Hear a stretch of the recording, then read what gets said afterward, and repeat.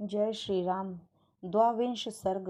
राजा दशरथ का स्वस्तिना वाचन पूर्वक राम लक्ष्मण को मुनि के साथ भेजना, मार्ग में उन्हें विश्वामित्र से बला और अतिबला नामक विद्या की प्राप्ति। वशिष्ठ के ऐसा कहने पर राजा दशरथ का मुख प्रसन्नता से खिल उठा। उन्होंने स्वयं ही लक्ष्मण सहित श्री राम को अपने पास बुलाया। फिर माता कौशल्या, पिता दशरथ और पुरोहित वशिष्ठ ने स्वस्ति वाचन करने के पश्चात उनका यात्रा संबंधी मंगल कार्य संपन्न किया। श्री राम को मंगल सूचक मंत्रों से अभिमंत्रित किया गया। तदंतर राजा दशरथ ने पुत्र का मस्तक सूंघकर अत्यंत प्रसन्न चित्त उनको विश्वामित्र को सौंप दिया। उसी समय धूल रहित सुखदायिनी वायु चलने लगी। कमल नयन श्री राम को विश्वामित्र जी के साथ जाते देखकर देवताओं ने आकाश से फूलों की भारी वर्षा की। देव दुंदुभियां बजने लगी। महात्मा श्री राम की यात्रा के समय शंखों और नगाड़ों की ध्वनि होने लगी।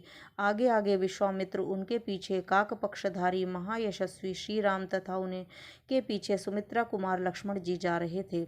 उन दोनों भाइयों ने पीठ पर तरकश बांध रखे थे। उनके हाथों में धनुष शोभा पा रहे थे तथा वे दसों दिशाओं में सुशोभित करते हुए महात्मा विश्वामित्र के पीछे तीन तीन फन वाले दो सर्पों के समान चल रहे थे। एक ओर कंधे पर धनुष, दूसरी ओर पीठ पर तुरीण और बीच बीच में मस्तक। इन तीनों को तीन फन से उपमा दी गई है। उनका स्वभाव उच्च एवं उदार था। अपनी अनुपम कांति से प्रकाशित होने वाले थे। वे दोनों अनिंद्य सुंदर राजकुमार सब ओर से शोभा का प्रसार करते हुए विश्वामित्र के प्रति उसी ओर जा रहे थे जैसे ब्रह्मा जी के पीछे दोनों अश्विनी कुमार चलते हैं। वे दोनों भाई कुमार श्री राम और लक्ष्मण वस्त्र और आभूषणों से अच्छी तरह अलंकृत थे। उनके हाथों में धनुष थे। उन्होंने अपने हाथों की अंगुलियों में गोहटी के चमड़े के बने हुए दस्ताने पहन रखे थे। उनके कटी प्रदेश में तलवारें लटक रही थीं। उनके श्री अंग बड़े मनोहर थे। वे महातेजस्वी, श्रेष्ठ और अद्भुत कांति से उद्भासित हो सब ओर से शोभा फैलाते हुए कुशिक पुत्र विश्वामित्र का अनुसरण कर रहे थे। उस समय वे दोनों अचिंत्य शक्तिशाली स्थाणुदेव के पीछे चलने वाले दो अग्नि कुमार स्कंद और विशाख की भांति शोभा पाते थे। अयोध्या के 1.5 योजन दूर जाकर सरयू के दक्षिण तट पर विश्वामित्र ने मधुर वाणी में राम को संबोधित किया और कहा, वत्स राम, अब सरयू के जल से आचमन करो। इस आवश्यक कार्य में विलंब न हो।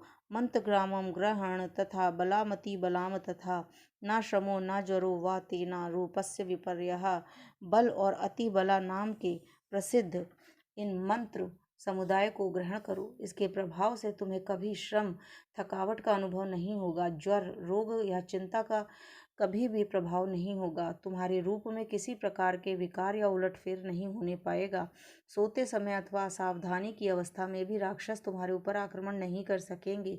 इस भूतल पर बाहुबल में तुम्हारी समानता करने वाला कोई न होगा। तात रघुनंदन राम, बला और अति बला का अभ्यास करने से तीनों लोकों में तुम्हारे समान कोई नहीं रह जाएगा। अनघ चातुर्य, ज्ञान और बुद्धि संबंधी निश्चय में तथा किसी के प्रश्न का उत्तर देने में कोई भी तुम्हारी तुलना नहीं कर सकेगा। इन दोनों विद्याओं के प्राप्त हो जाने पर तुम्हें कोई भी तुम्हारी समानता नहीं कर सकेगा, क्योंकि ये बला और अतिबला नामक विद्याएं सब प्रकार से ज्ञान की जननी है। नरश्रेष्ठ श्री राम, तात रघुनंदन, बला और अतिबला का अभ्यास कर लेने पर तुम्हें भूख प्यास का भी कष्ट नहीं होगा। अतः रघुकुल की आनंदित करने वाले राम, तुम संपूर्ण जगत की रक्षा के लिए इन दोनों विद्याओं को ग्रहण करो। इन दोनों विद्याओं का अध्ययन कर लेने पर इस भूतल पर तुम्हारे यश का विस्तार होगा। ये दोनों विद्याएं ब्रह्मा जी की तेजस्विनी पुत्रियां हैं। ककुत्स नंदन, मैंने इन दोनों को तुम्हें देने का विचार किया है। राजकुमार, तुम ही इसके योग्य पात्र हो। यद्यपि तुम में इस विद्या को प्राप्त करने योग्य बहुत से गुण हैं अथवा सभी उत्तम गुण विद्यमान हैं, इसमें संशय नहीं है, तथापि मैंने तपोबल से इसका अर्जन किया है। अतः मेरी तपस्या से परिपूर्ण होकर ये तुम्हारे लिए बहुरूपिणी होंगी, अनेक प्रकार के फल प्रदान करेंगी। तब श्री राम आचमन करके पवित्र हो गए। उनका मुख प्रसन्नता से खिल उठा। उन्होंने उस शुद्ध अंतःकरण वाले महर्षि से वे दोनों विद्याएं ग्रहण की। विद्या से संपन्न होकर भगवान पराक्रमी श्री राम सहस्रों किरणों से युक्त शरतकालीन भगवान सूर्य के समान शोभा पाने लगे। तत्पश्चात श्री राम ने विश्वामित्र जी की सारी गुरुजनोचित सेवाएं करके हर्ष का अनुभव किया। फिर वे तीनों वहां सरयू के तट पर रात में सुखपूर्वक रहे। राजा दशरथ, वे दोनों श्रेष्ठ राजकुमार, उस समय वहां तृण की शैया जो उनके योग्य नहीं थी उस पर सोए। महर्षि विश्वामित्र अपनी वाणी द्वारा उन दोनों के प्रति लाड़ प्यार प्रकट कर रहे थे। इससे उन्हें वह रात बड़ी सुखदायी सी प्रतीत हुई। जय श्री राम।